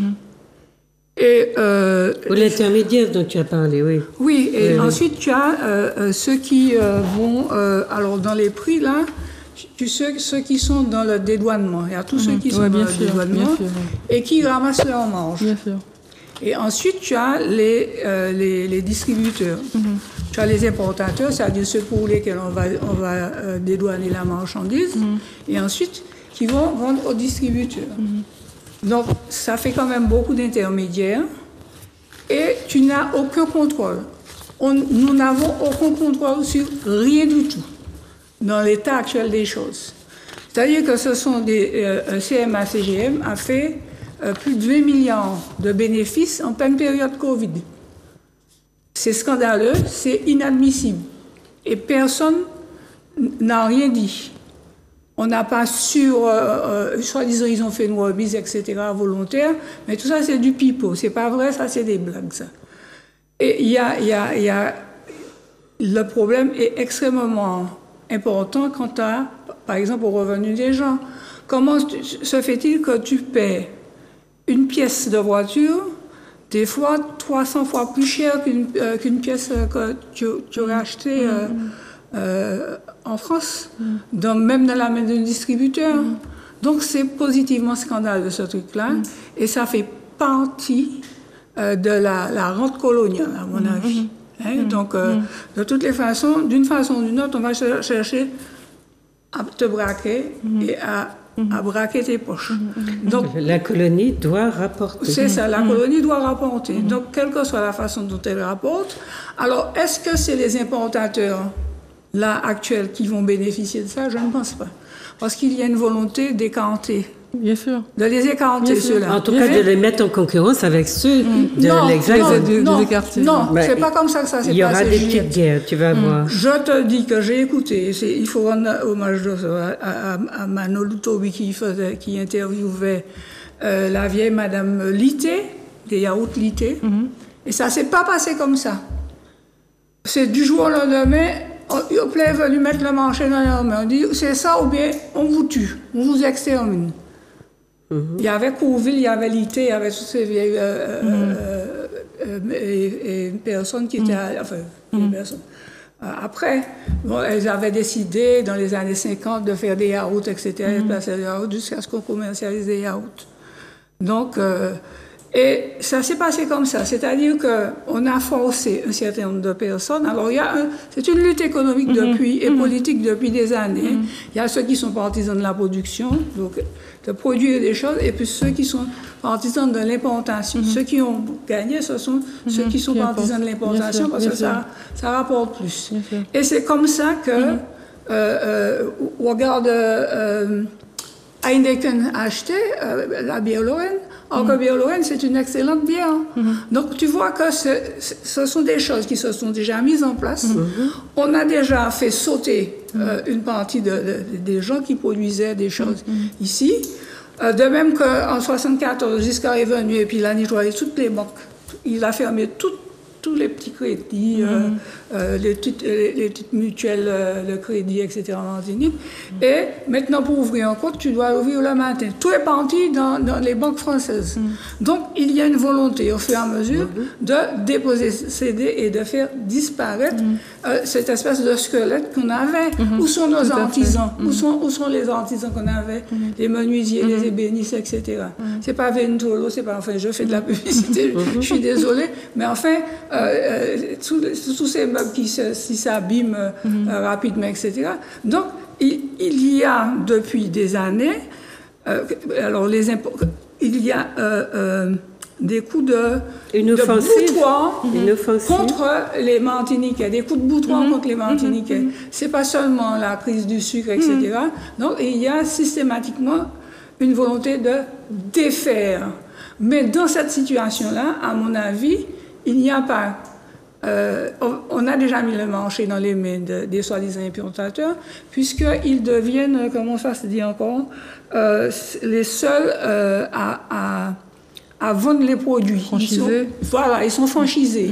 Pratiquement, ils sont tous franchisés. Mais c'est de ces personnes-là dont je te parlais. Eh bien oui, quand la France ouvre le marché caribéen aux multinationales françaises, on a ici des représentants qui sont ceux-là, qui sont les grands distributeurs. Ils sont franchisés. Et qui sont protégés. Mais ce ne sont pas des gens qui produisent, mais ce sont des gens qui relaient les produits français dans cette zone-là et qui vont permettre aussi que ces produits soient distribués plus largement dans la Caraïbe. Il faut mettre en perspective. Oui, c'est ça. Il faut mettre en perspective avec les grands navires, les grands ports, les grands trucs qui sont... Mais c'est pour ça qu'ils ont voulu faire des ports de Guadeloupe et Martinique. C'est ça. Des ports... Et on ne sait même pas... Mais tout est lié. La question du blanchissement de la population, du remplacement du génocide, la question de la mort de tout le petit commerce... Et l'octroi de mer est une pièce maîtresse. Et l'octroi de mer... C'est le dernier maillon. Tout s'effondre. Tout s'effondre, mais c'est le dernier maillon. Les gens partent, l'économie part. Oui, mais c'est le dernier maillon pour récupérer justement le pays et en faire un objet qu'on va... C'est-à-dire que c'est une forme de recolonisation. Ah, c'est pas une forme. C'est une forme elle est plus violente que c'est ça que j'allais te dire. C'est une forme beaucoup plus virulente. Oui. Parce qu'elle vise la disparition. Alors que la colonie, il fallait l'entretenir pour qu'elle enrichisse le... Exactement. Alors que là on te supprime pour prendre... Et puis pour s'étaler dans un espace où on va voir le capital, justement... C'est pour sucer directement, c'est ça? Le capital... Non, c'est sans intermédiaire. Sauf que dans le transport, c'est ce qui explique donc dans ce que tu as proposé, la volée des prix nous vient de tous ces intermédiaires, tu parles des marges, etc., de 20% qui s'appliquent, donc qui sont répercutés sur le prix des produits ici. Et avec la TVA, tu montres que même s'ils répercutent, etc., ils ne perdent pas parce qu'en fait, ils répercutent ces frais de transport sur les produits que les consommateurs payent. Donc, en bout de chaîne, ce sont les consommateurs qui casquent. Donc, on a bien compris. Ça veut dire que ce système-là fait vivre tout le monde, tous les prédateurs que nous connaissons, de France et de Navarre, et que ce sont les petits, nous qui avons 46% de machin en dessous du seuil de pauvreté, alors qu'il n'y en a que 10 en France, 10%, eh bien c'est nous qui payons en fait. Ça veut dire que cette forme d'esclavage que vivaient les nôtres qui travaillaient gratuitement, cette forme d'esclavage est un peu recyclée et elle est, on va dire, un petit peu édulcorée, mais quand on regarde bien, ceux qui viennent ramasser la manne ne foutent rien et ce sont ceux-là qui sont sur place, à qui on fait semblant de donner des subsides, qu'on reprend ou bien qu'on supprime en leur disant démerdez-vous, et ceux qui pouvaient les aider eh bien, sont aussi complètement compressés parce que on leur dit, voilà, vous n'aurez pas la possibilité d'aider parce que nous, on va passer par là et que c'est ceux qui vous revenaient, c'est nous qui allons le reprendre ou le prendre pour nous. Alors, je voulais vous poser la question, mais il faut peut-être qu'on avance dans il y a énormément de Français en Martinique qui bénéficient de hauts salaires, parce que tu disais que dans les difficultés que nous avons, qui font que nous sommes un pays pauvre, alors que pour les Français, nous sommes un pays riche, il faut comprendre par quelle gymnastique intellectuelle ça se fait, mais il y a énormément de Français qui sont à la charge de la petite colonie que nous sommes. Il y en a beaucoup qui sont inscrits à je sais pas comment ils appellent ça, du travail. Aujourd'hui, c'est Pôle emploi, enfin, c'est machin du travail. ANPE. Voilà, il y en a beaucoup qui sont inscrits, il y en a beaucoup il y en a beaucoup qui sont même à la CMU. Et la question que Dany posait, c'est à quel moment avons-nous des statistiques sur tout ce qui est pompé dans ce pays et tout ce qui est caché et qui fait croire, même aux Martiniquais les plus aliénés, que, en fait, s'il n'y avait pas la France, on serait le cul à l'air. Alors que si on s'était mis à travailler, on aurait peut-être eu une chance. Maintenant, avec le tsunami qui nous arrive là, on aurait peut-être eu une chance de parer au plus pressé et en tout cas de se sauver. Donc, Je ne parle pas du vieillissement de la population, je parle d'un génocide de ceux qui viennent, je parle d'un tsunami de ceux qui viennent avec leurs gros attirails et qui peuvent installer, sans payer d'octroi de mer, leurs militaires, leurs chars de guerre, tout ça pour écraser toutes les voix des sans-voix, enfin ceux qu'on... Et puis, je parle de tous ceux-là qui viennent, qui sont aussi à la traîne de la société française et qui viennent ramasser, puisqu'on est en France dans un département français, et que ça leur donne des doigts, même des doigts plus assurés que les nôtres. Et j'entends souvent des petits ouvriers, des petits artisans dans certains domaines me dire qu'il y a des appels d'offres et que systématiquement, Cap Nord, par exemple, paye des petits Français qui viennent ici pour faire, produire je ne sais quelle œuvre dans quel domaine, et on ne sait pas du tout à quoi ça sert. Ça veut dire qu'il y a des contrats ou des choses implicites avec la France qui imposent à ces institutions de recruter, d'embaucher, de favoriser, de permettre des échanges à sens unique, puisque les nôtres n'ont pas ces possibilités-là. Donc, qu'on comprenne que l'octroi de mer, comme tu dis, c'est le dernier rempart contre l'écrasement au rouleau compresseur de notre petite société, qui a été dans l'esclavage, mais qui n'a jamais su en sortir, parce que probablement nous n'avons jamais fait les choix politiques. Et est-ce que nous avions le choix de nos choix? Je ne sais pas. Quand Césaire est allé voter l'assimilation, d'ailleurs il n'a rien décidé dans ce sens-là, il est revenu en disant qu'il faut parler de départementalisation. Est-ce que ça a changé quelque chose dans les choix politiques de tous nos élus qui aiment avoir l'écharpe bleu, blanc, rouge, qui aiment revendiquer des postes de pouvoir, et qui sont, à mon avis, dans l'incapacité de comprendre la perversité du système dans lequel nous vivons. Parce que c'est pas seulement le mensonge. Ça veut dire que, moi, je voulais te poser la question quand j'ai lu ton texte, mais au fond, qu'est-ce qui justifie cette méchanceté-là? Parce que pour moi, elle est à l'état brut, c'est de la méchanceté. Il n'y a pas d'autre mot pour définir ça. Ouais, c'est vrai que c'est d'une violence extrême. Et pour moi, c'est un peu, c'est comme des crimes, quoi. Et ce sont des décisions complètement, des fois, même pas politiques, administratives, qui ont des impacts terribles pour nous. Non, mais donc, moi, je suis d'accord avec toi. Mais ce que je ne comprends pas, c'est comment les maires de la Martinique puissent accepter ce mépris qui est jeté à leur face par la Cour des comptes et par le fameux rapport dont tu parles. Comment on peut dire ils savent pas gérer, qu'ils doivent, ils prennent tout l'argent pour employer des gens alors qu'ils ont une fonction, ils ont un traitement du chômage, comme je le disais tout à l'heure là. Mais le problème, c'est que s'il y a une insuffisance de recettes, il y a des services qui ne pourront pas assurer à la population. Mais ils le savent. Donc, ça veut dire quoi? C'est qu'ils répondent à de véritables besoins dans leur population. En plus, l'État va se défausser sur eux. Par exemple, on leur donne comment on dit ça? On fait des transferts de charges, mais ce n'est pas suivi de compensation économique. Par exemple, si tu veux ton passeport ou bien ta carte d'identité, tu devras aller tu vas dans une municipalité, tu vas à la mairie, mais il faut du monde pour traiter ces choses-là. Donc, tu es obligé d'embaucher.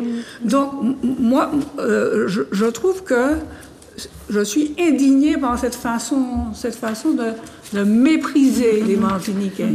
Et c'est toute l'arrogance des administrateurs français, toute l'arrogance du gouvernement français qui est là. Et ce qui te rend le plus triste dans toute cette histoire-là, c'est que tu vois des gens, des Martiniquais, qui sont... je ne veux pas dire une grossièreté, mais je vais essayer de modérer mes expressions, qui sont rien du tout. C'est des gens sur lesquels on crache tout le temps. C'est un écrit public qui est là. On crache sur eux Et ils vont faire les gros bras, ils vont mépriser des gens à Sainte-Lucie, hein, ils vont parler haut, fort, etc., tout ça. Ils vont faire comme des Français. Oui, exactement. Exactement, avec la même arrogance, etc. Ils ne se rendent pas compte. Alors, ils sont rien du tout. Ils sont rien du tout. Ceux-là, ils ont pris leurs responsabilités. Ils sont indépendants. Ils peuvent encore faire des choses chez eux. Alors vous êtes une marionnette. On tire les fils et c'est selon la façon dont on va tirer les fils. Mais là, tu es dans une perspective qu'ils n'ont pas.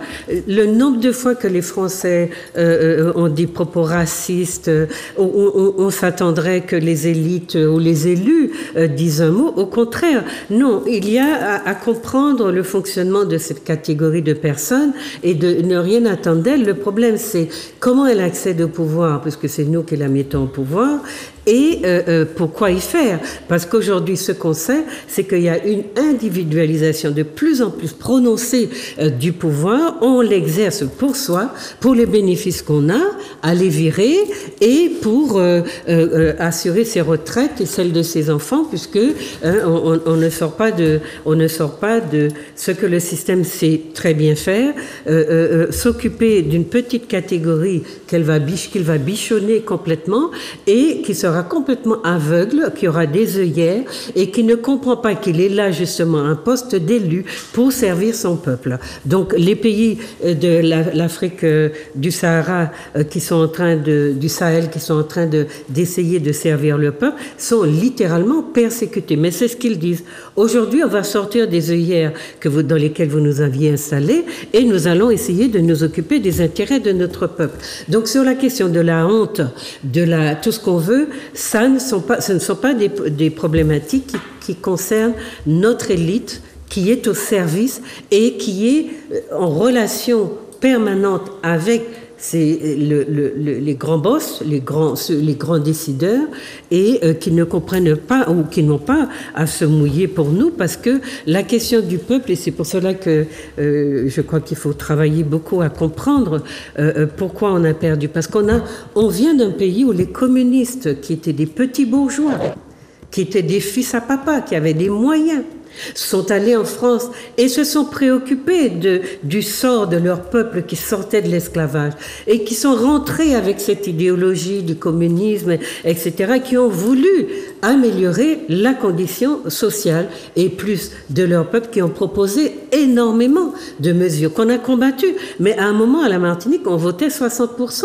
pour les communistes, à 60%. Ça veut dire qu'il y a eu dans ce pays-là quelque chose qui avait commencé, qui était un germe d'une préoccupation de la situation du peuple. Après, la lutte des classes et des races et tout ce qu'on veut a charroyé ça. Mais pourquoi est-ce qu'on en est arrivé jusque-là avec des élites comme celle-là qui laissent justement le tsunami nous emporter et qui ne nous disent pas qu'ils se sentent responsables de ce qui se passe? Donc, sur la question à la page 17, ce qu'écrit Mireille, pour résumer un peu la question des populations les plus vulnérables, c'est la réforme fiscale. Donc vous avez bien compris, chers téléspectateurs, qu'il s'agit d'un rapport Ferdi de la Cour des comptes. C'est pas la même chose. Non, c'est pas Ferdi. Enfin, un nouveau rapport Ferdi, de la Cour des comptes. En quelque sorte. Mais voilà, mais c'est Ferdi, elle l'a beaucoup inspiré. Et donc, vous avez compris qu'il y a un rapport de la Cour des comptes qui propose justement la suppression de l'octroi de mer et son remplacement par une TVA de 20%. Avec des arguments fallacieux. Avec des arguments fallacieux qui sont démontés dans le texte que j'espère qu'il sera publié et que vous pourrez voir. Mais maintenant, sur la conséquence de tout ça, c'est qu'il ne s'agit pas d'une question d'octroi de mer déconnectée d'un ensemble sociétal, social, politique, économique. Il s'agit en fait d'une manigance, d'une espèce Et puis, vous voyez, on est avec des jeunes en politique en France qui sont de plus en plus, qui n'ont dans le cerveau que des billets de banque et des, voilà, on n'est plus dans les idéaux. Ce sont des technocrates, des techniciens qui sont là pour remplir les rôles pour lesquels on les a mis là. Et on a commencé ça avec Chirac, je crois, ou avec Sarkozy. Et on voit que on continue, puisque effectivement, nous sommes de plus en plus des personnes qui gênent.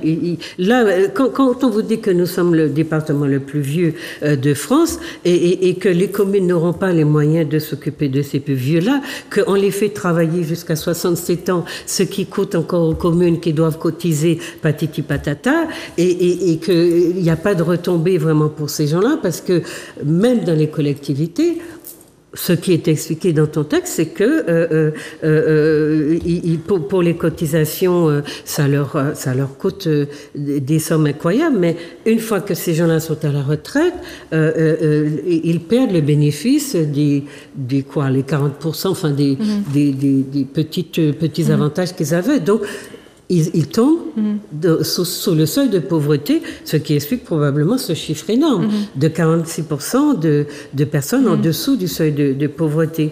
Donc, ce qu'il faudrait, peut-être que le texte, il est technique et il est complexe, mais ce qu'on voudrait vous faire comprendre, c'est que, en fait, quand vous entendez parler d'octroi de mer, tendez l'oreille, parce que c'est toute la société qui est menacée, c'est toute notre vie qui est menacée, et par une société et des espèces de prédateurs qui ne nous proposent aucune solution. Donc, quand Mireille demande à la fin, peut-être est-ce la destinée des terres françaises au-delà des mers, elle diffère autant des provinces de France que le moyen diffère de la France, de la faim. L'administration, l'administration n'en affectionne le sol que dans la vue de la consommation qu'il opère, et il faudrait plutôt l'abandonner s'il cessait de remplir cette destination.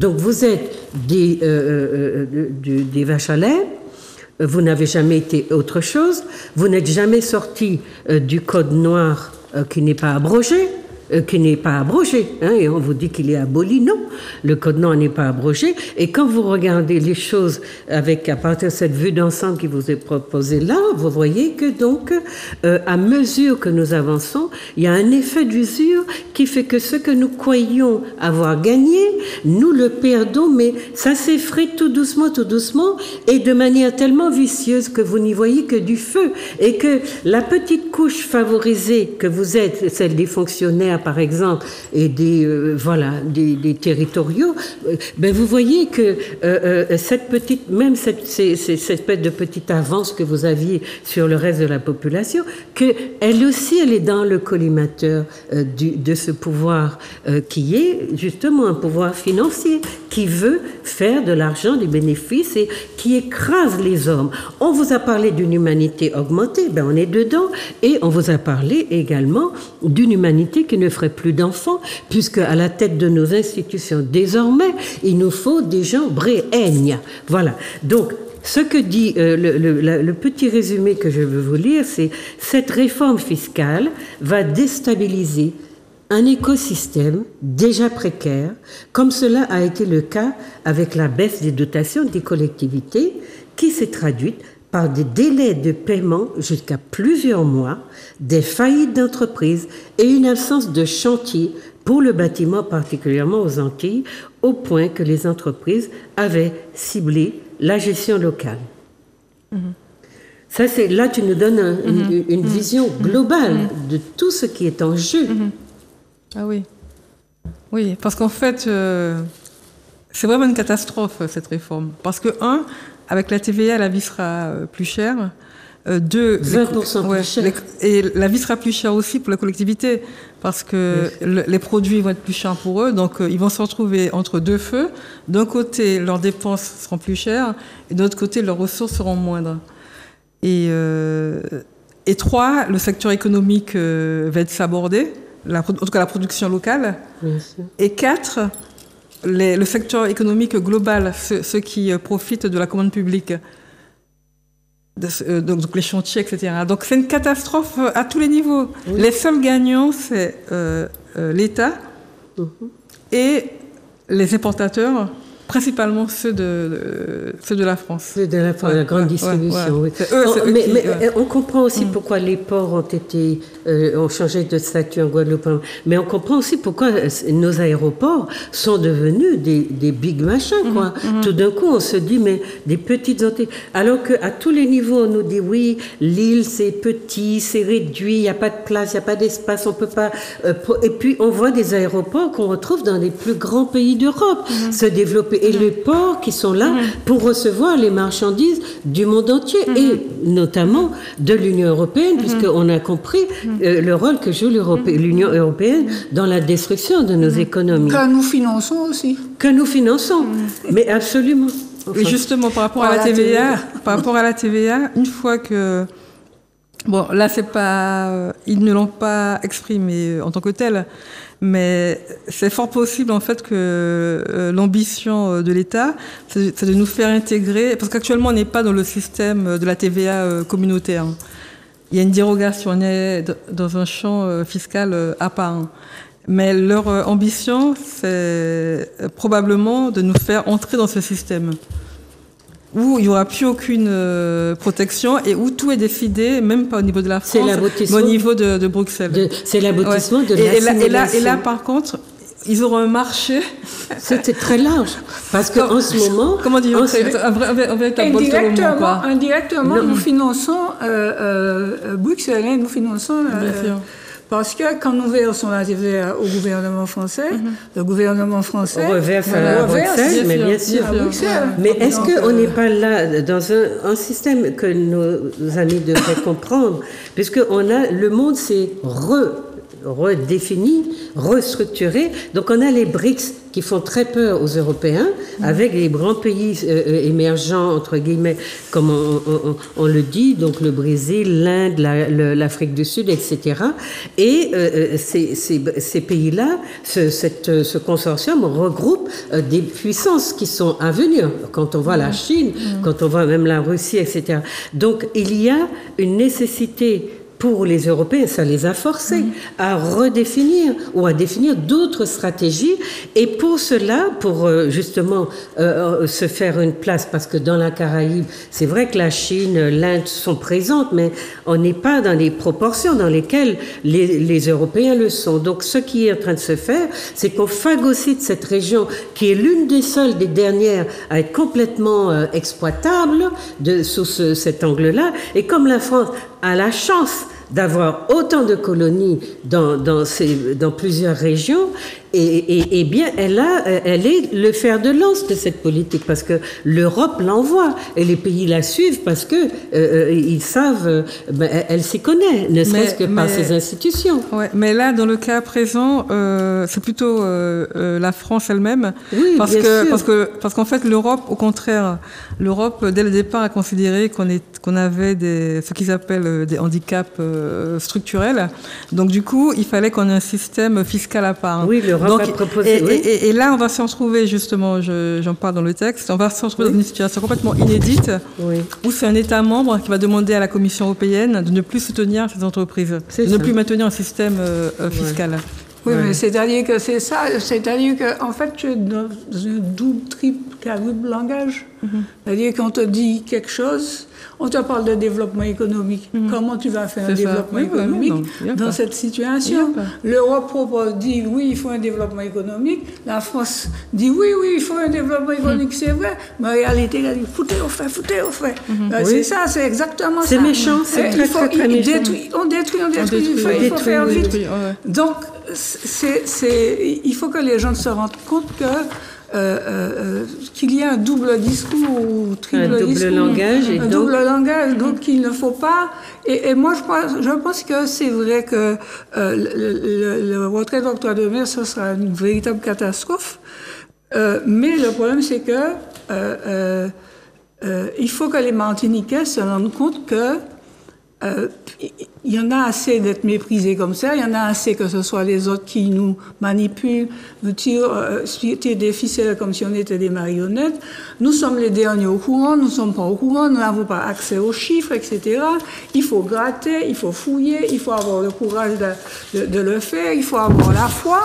Et c'est sûr que... C'est le citoyen lambda qui fait le boulot. Oui, et les élus qui empochent. À la limite, tu t'aperçois que l'octroi de mer, c'est un faux problème. En réalité, c'est l'homme qui cache la situation, c'est une situation coloniale. Et que la nécessité est de sortir de cette situation coloniale. Parce que toutes les questions qui sont liées à la question de l'octroi de mer, tu t'aperçois que si c'est un pays, par exemple, la question de la vie chère, si tu n'as pas d'agriculture, tu dois importer tout ce que tu dois manger. Bon, c'est sûr que c'est dû, c'est-à-dire que c'est voulu en même temps, puisque tu ne développes pas une production, tu ne mets pas en place une économie véritable qui est basée sur une production et qui est capable d'engendrer des richesses. C'est-à-dire que plus ça va, plus tu vas arriver tu arrives à des situations d'hyperconsommation. Tu as hyperconsommation et les marchandises produites en Martinique sont chères. Pourquoi? Parce qu'elles sont produites en petite quantité. Si tu as une réforme agraire, entre guillemets, je dis bien entre guillemets pour qu'on n'interprète pas ce que je dis, eh bien c'est sûr que tu vas mettre en priorité la nécessité pour toi de nourrir ton peuple. Donc, tu vas organiser une véritable agriculture. Et tu peux organiser une industrie à partir de ton agriculture. Mais la France n'a pas décidé que ce pays nous appartient. Mais nos élus ne revendiquent pas non plus cette dimension. Et ce qu'il y a, c'est qu'au niveau de que l'octroi de mer va disparaître, il y aura plus de misère. Donc, d'une part, on sera plus rattaché à la France au niveau fiscal, mais on sera aussi rattaché à la France par la misère. Oui. Parce qu'en fait, la pauvreté, en fait, fait les gens s'accrocher toujours plus à la France. Plus on sera pauvre, paradoxalement, plus on sera pauvre, et plus les gens vont s'accrocher. Et d'ailleurs, on le voit quand il y a des consultations populaires. Ce qui fait basculer le vote. Parce que les élus non plus ne font pas, ceux qui se présentent ne font pas le travail. Il n'y a pas de travail. Et je veux dire des choses importantes, Juliette. C'est-à-dire voir comment on va obérer le problème du développement de l'agriculture. On regarde la vente des terres. On regarde l'installation. Les vols des terres. On regarde l'installation des sociétés, comment ça s'appelle, qui vendent des terres, etc. Les agences immobilières. Les agences immobilières 680 en Martinique. En profusion en Martinique. C'est scandaleux. Qu'est-ce que si on veut faire quelque chose, il faut les foutre dehors. On regarde le nombre de... Alors, le maire du Marais dit de Sainte-Anne pleure pour les bateaux là. Mais les fameux bateaux là qui sont dans la baie du Marais, de Sainte-Anne, etc. Qui polluent toutes les mers. Tu ne peux plus te baigner à la Pointe-Marais. Non. Parce que tu te baignes dedans. Mais oui, c'est de la boue. Je ne peux pas dire, je peux vous dire vulgairement, c'est du caca. Ben oui. Voilà, c'est mais dans où ça est-ce que tu te baignes. Ils vivent dedans, ils ne payent pas d'impôts, pas de taxes. Comment tu fais pour développer la pêche quand ces gens-là abîment? C'est la question du tourisme. Hein. La question le problème de Saint-Pierre. Mais c'est pas une question de tourisme.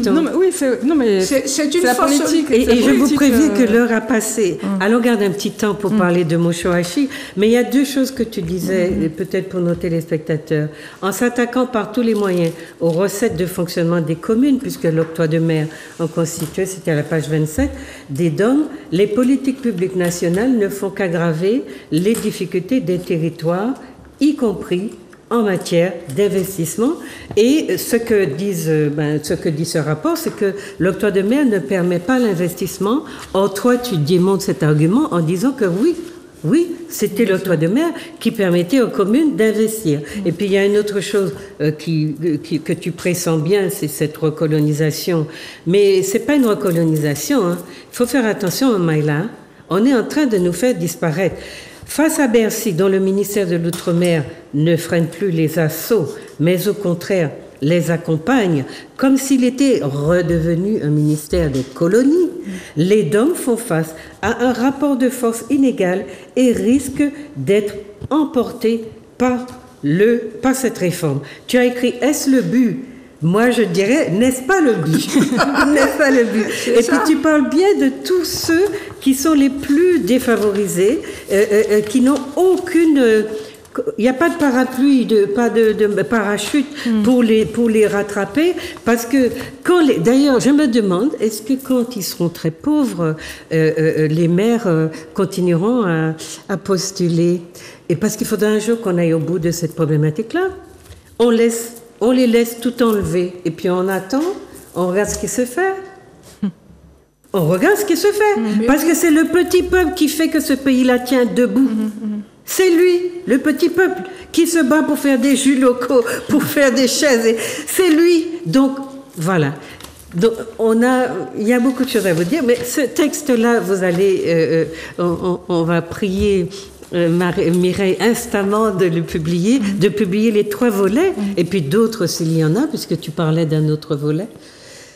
Et pour que vous lisiez à tête reposée, et surtout que vous n'alliez pas écouter les fonctionnaires qui sont payés, parce que ce qu'a dit le monsieur comment tu l'appelles, le rapport, le premier avant Ferdi, c'était que convaincre les gens qu'il faut que l'octroi de mer qu'il faut le supprimer, c'est une affaire de communication.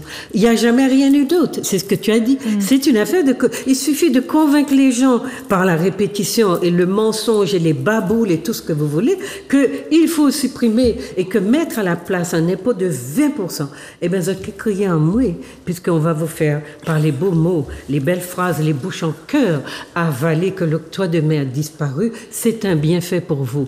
Regardez bien, ça ne sert qu'à l'État et qu'aux prédateurs qui l'entourent et aux commerçants et tout ce que vous voulez qui vise la Caraïbe. Mais ça, le même schéma est en Afrique. On vise maintenant les pays d'Afrique qu'on n'avait pas colonisés, qui n'avaient pas le franc CFA, qui est ce qui fait la richesse de la France. Voilà dans quoi on est. Donc j'espère que vous aurez envie de lire, d'aller plus loin. Mais pour le moment, il faut, avant que l'émission se termine, la lumière est déjà allumée, qu'on dise 2 mots du livre. Tu veux bien nous présenter la couverture du livre de M. Moshoashi? Le livre que vous avez vu de Moshoashi s'appelle Stretti, c'est comme ça qu'on dit, La confrontation, les mystères 4, puisqu'il en a écrit plusieurs, c'est une série, et on en est à 4. Ce sont des pensées philosophiques déclinées en poèmes. Donc la confrontation, c'est vraiment qu'on arrive au bout. C'est ce qu'il dit dans son texte. On est arrivé au bout. Tu veux dire 2 mots sur... oui. Parce que le texte... D'accord. Ok. Donc en fait, c'est un cycle poétique qui s'appelle Les Mystères, où Moshoashi recherche un peu... tout le substrat de l'humain qui est en train d'être décimé par l'Occident. Donc il le cherche. Le premier volume était consacré aux Amériques, c'est Les Mystères. Le deuxième était consacré à l'Afrique, partition noir et bleu. Et le troisième était consacré à l'Occident, Fugue versus Fugue. Mais le volet de l'Occident qu'il avait pris, c'était plus la Grèce. Le passage de la Grèce antique à la Grèce moderne avec l'avènement de l'alphabet, qui a complètement changé la voie de l'humanité et qui a ouvert, en fait, avec l'alphabet, qui a ouvert à la numérisation du monde. Et quand il a terminé ce volet consacré à la Grèce, il s'est dit que l'Occident, c'est aussi un pendant juif, le monothéisme. Oui, tu as vu, voilà. Donc il a écrit cet ouvrage où il y a une confrontation... Le monothéisme hébraïque. Oui, voilà. Il y a une confrontation entre la parole poétique et aussi la parole prophétique. C'est ça. Alors, ce qu'il y a, c'est que dans les 2 cas, on a affaire à de la beauté. C'est très beau, la poésie. Oui. Et la Bible aussi, la parole prophétique est très belle. Mais la différence entre les 2 paroles, c'est que la parole prophétique, elle a un objectif. Voilà. Et l'objectif de la parole prophétique... juive, en fait, c'est l'unicité, l'uniformisation, le Dieu unique, et après le nivellement. Et c'est vraiment avec l'alphabet grec, c'est l'autre pilier de l'Occident. Et réductionniste. Voilà. Donc c'est un ouvrage qui est très beau, avec des citations des citations bibliques et aussi des citations de la Kabbale juive, voilà. Et aussi une confrontation entre la poésie en fait et les philosophies. Donc voilà. Et ça ouvre en fait. Et le questionnement de Moshoashi, c'est par rapport au désastre de l'Occident, parce que ce qu'on vit ici, là, le colonialisme, tout ça, c'est l'héritage de l'Occident, quoi. C'est donc aller aux racines en fait de l'Occident pour voir comment est-ce qu'on éventuellement on pourrait surmonter. Donc c'est un travail poétique, mais c'est un travail poétique qui est engagé. Voilà, engagé. Absolument. Pour donner des bases. C'est-à-dire la poésie là se mue en politique parce que la réflexion est profondément comment on va dire ça, elle est essentielle dans le sens où c'est une essence qui nous ramène justement à l'homme, parce que là il parle de plusieurs types d'hommes, il le mentionne. Est-ce qu'il sait encore ce qui fait qu'il est un homme? Est-ce qu'il se rappelle qu'il l'a été? Donc c'est une réflexion essentielle sous forme de poésie. On en parlera un petit peu vendredi à la bibliothèque. Je vais amener l'ouvrage parce qu'à la bibliothèque Schellcher, nous allons présenter ce vendredi qui vient, le vendredi 12, cet ouvrage qui s'appelle Covid de la Société martiniquaise. Et il y aura donc également Mireille et j'espère Dany. Et le pendant, en fait... On va en parler, voilà. Et le pendant, il y a l'ouvrage Les Mystères, mais le pendant en prose, c'est Retour à la parole sauvage. Qu'on a présenté dans la dernière. Qui traite toujours de cette problématique. Ouais. Et il y a un texte qui parle plus de l'assimilation, le premier texte. C'est ça. Et qui personnellement m'a donné la force, en fait, le courage de sortir de mon rôle d'expert neutre et de dire ce qu'il y avait à dire, parce que si je ne le dis pas maintenant... Non, mais dans Covid, il y a un texte de Moshoashi.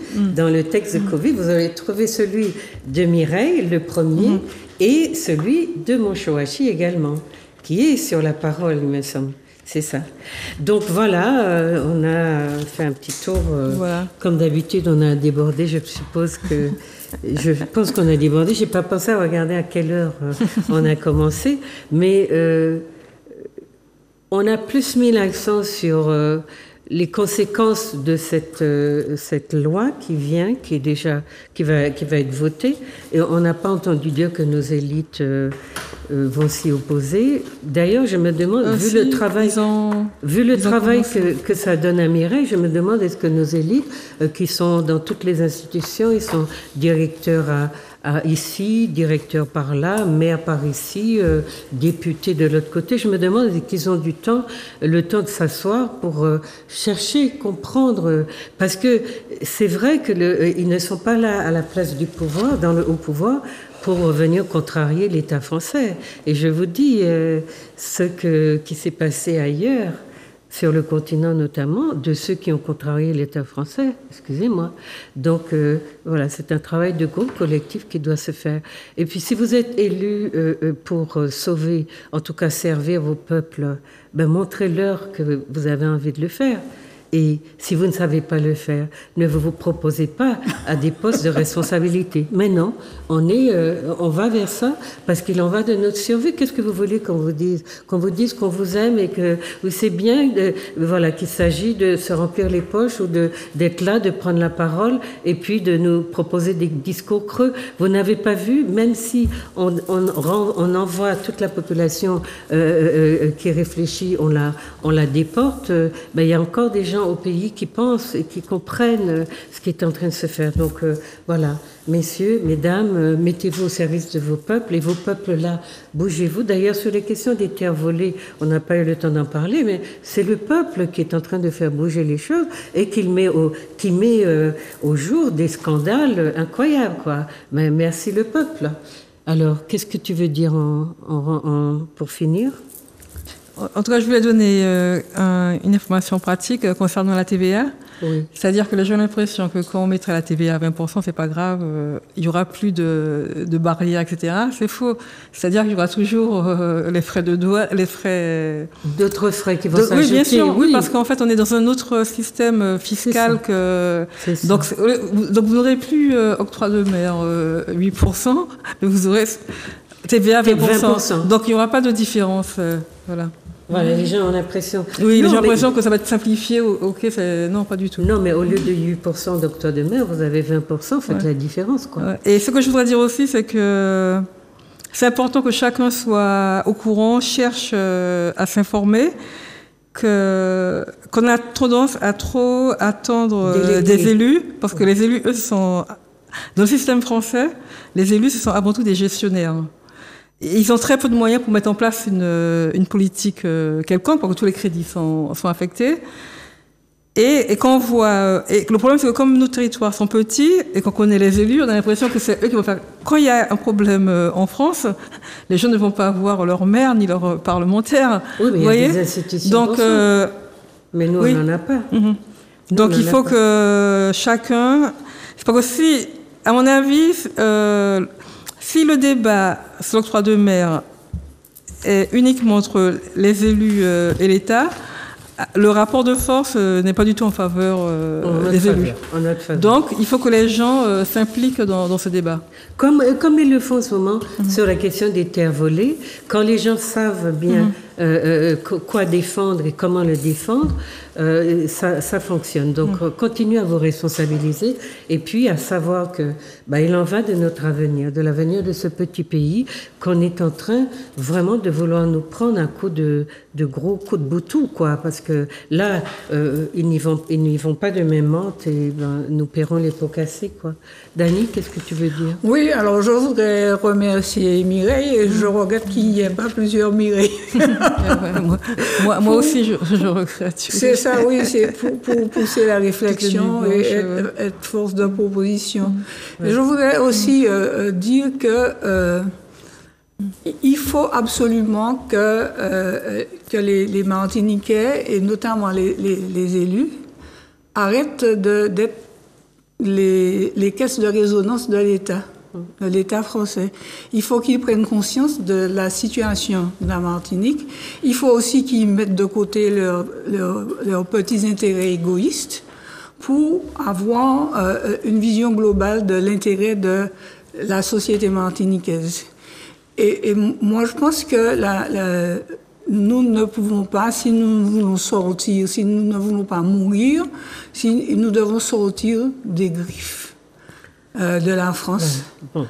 Voilà, c'est surtout ça. Merci Dani, merci Mireille d'avoir été là.